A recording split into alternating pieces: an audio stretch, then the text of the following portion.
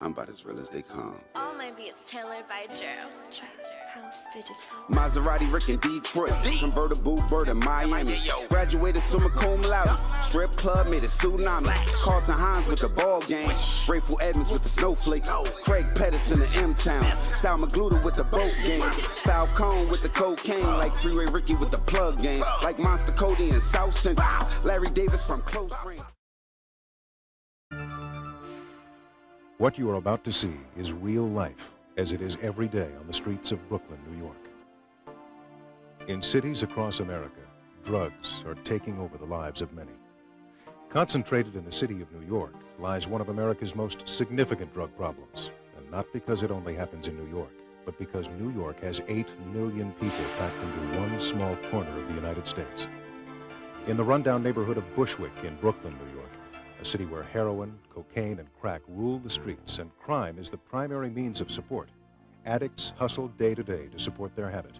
Prostitutes sell themselves to keep their high. And not even the innocence of a small kitten in an abandoned building can be safe from the problems of crack and life in the inner city.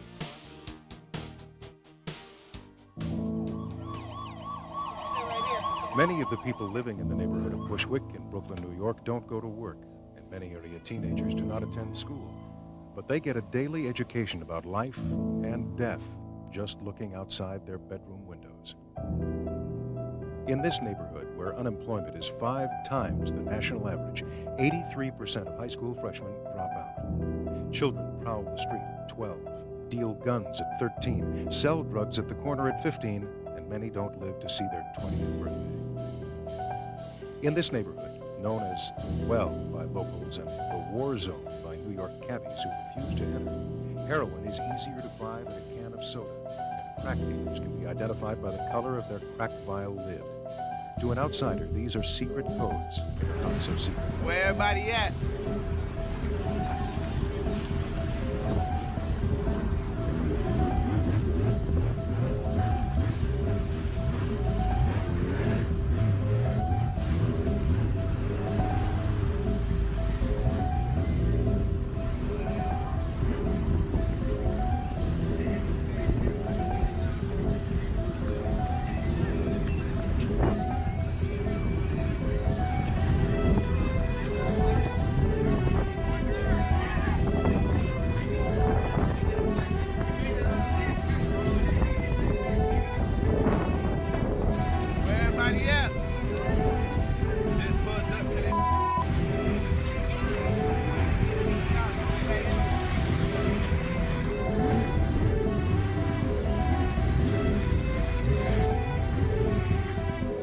Yo, we back. It's your boy Popalot. Mobb ties. We on our way to NYC with it. Headshot City. Brooklyn. Bushwick, to be precise. Shout out to everybody in Brooklyn. Shout out to everybody in Bushwick, Flatbush, Coney Island, Bed-Stuy, Crown Heights, Canarsie, Brownsville, East New York, motherfucking Clinton Hill, Williamsburg, Red Hook, motherfucking everywhere, man. Y'all get in the comment box, y'all tap in. This shit is real. Trail, spill, shit going down. You know we gotta have y'all point of view. Now, the organization or the gentleman that we're gonna be covering gonna be some guys that the media dubbed the Bushwick crew because they didn't have a better name. Could have called them the Flash Boys, the Money Getters, the Hot Boys, Internet Boys, the IG Trappers, however you want to call it. The Chapo co-conspirators. The media named them the Bushwick crew, but we're going to individualize it a little bit. It was 9 members. At first, it was 5 members indicted, or 4 members indicted. Then they went back and re-indicted 5 more members, and with the second indictment, and those members are gonna go down like this. The previous charged defendants was a gentleman by the name of Luis Lopez, and from what I seen, he was also known as Lou. He's gonna be 36 years old. And it says he's from Brooklyn, New York. Looks like everybody in this case is going to be from Brooklyn, New York. Now, it looks like the investigators honed in pretty much on his social media, because out of all of the defendants that we're talking about, actually, I was wrong. One of the defendants is going to be from Harrisburg, Pennsylvania, but we'll get into that. But out of all of the people that covered, all the people that were indicted, looked like he was one of the main people that they honed in or they targeted in on, because I've seen a lot of his posts from Instagram and even some that looks like from his wife. So he's going to be the first name that reads off an indictment. That's going to be Luis Lopez, also known as Lou, Jason Pantojas, also known as Thule, Miguel Pantojas, also known as Miggs, Peter Vasquez, also known as Pete. And them gentlemen were 30, 31, and 31 respectfully.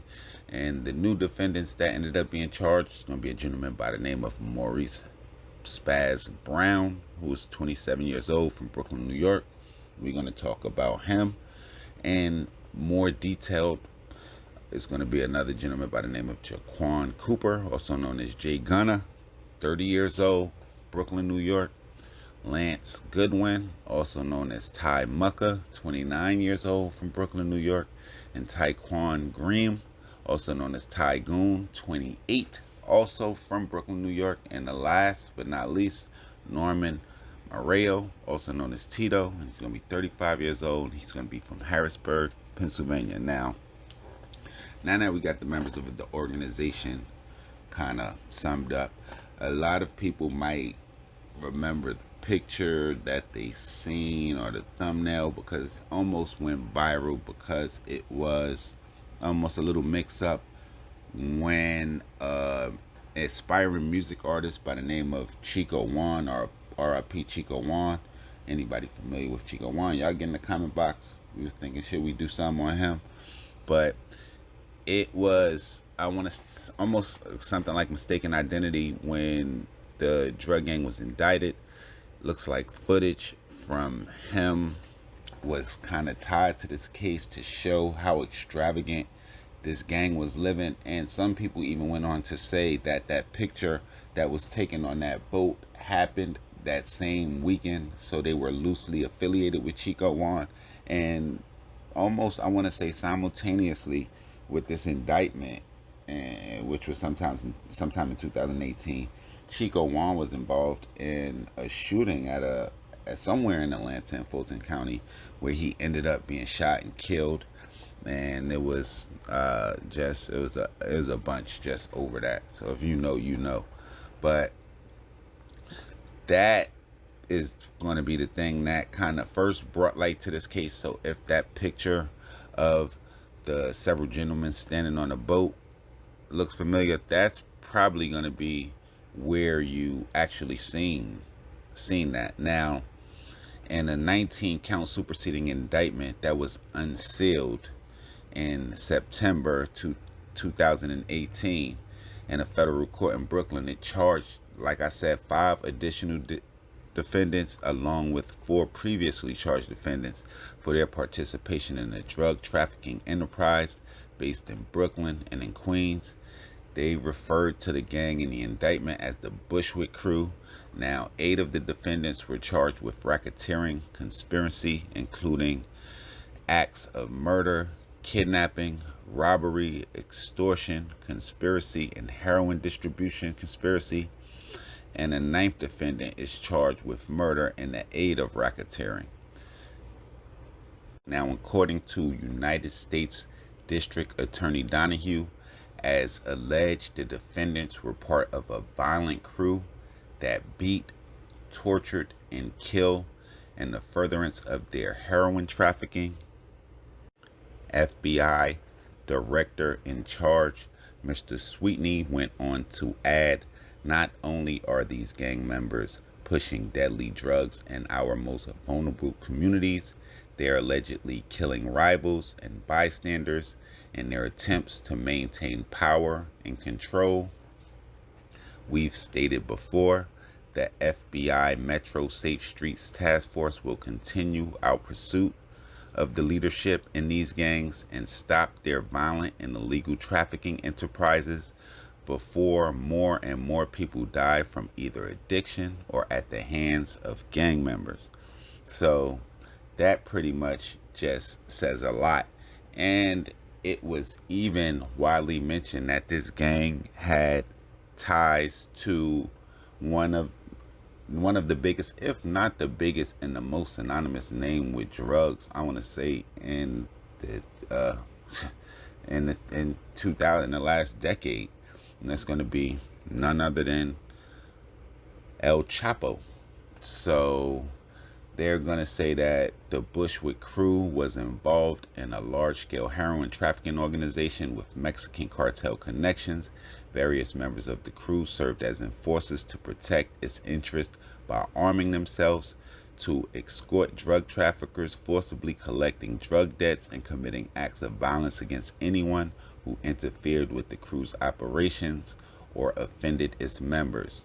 And some of the crimes are, well, we know about the drug trafficking crimes, but we're going to go into detail about some of the murders that this organization was accused of.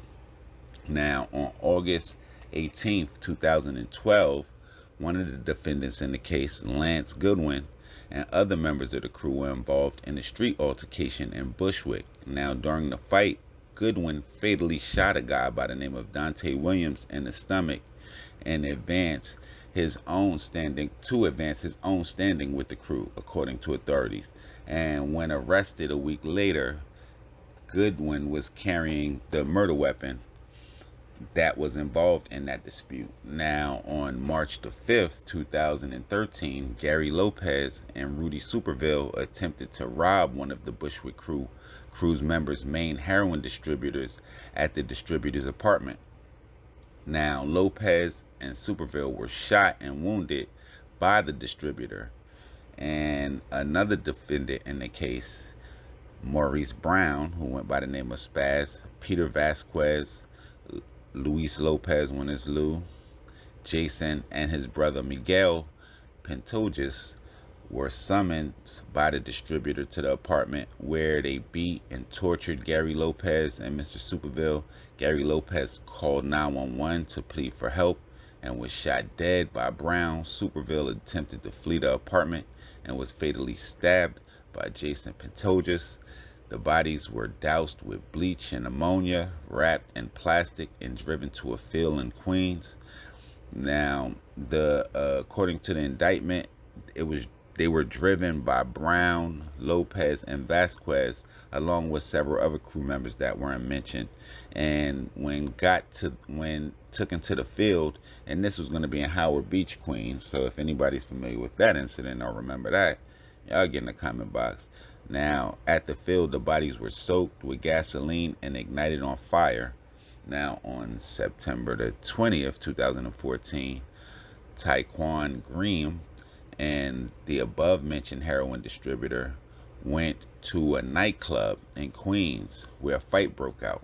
So, the distributor that was robbed and the other defendant in the case, Taekwon, were at the club. Green, as the fight broke out, Taekwon retrieved a handgun that was stashed in a secret trap in the distributor's car and opened fire, killing a guy by the name of Kelvin Johnson. Now, those were the murders that they were charged with, but it went on to say that defendant Norman Morell is charged with participating in a shooting of a drug customer to extort him for a drug debt owed to the Bushwick crew. Defendant Jawan Cooper is charged with committing gunpoint robberies at a barbershop in Queens as customers were getting their haircut. So this shit just goes on and on. Now, if convicted of the murder charges, Brown, Goodwin, Green, Lopez, and the Pantojas brothers and Vasquez face mandatory life sentences.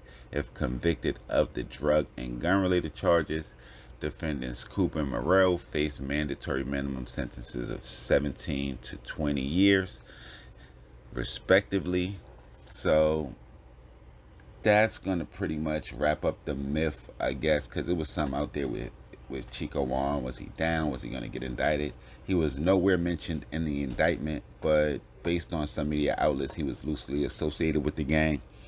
Y'all get in the comment box. Y'all let us know what y'all think about this. So we got the guys in Chicago almost dealing directly with El Chapo.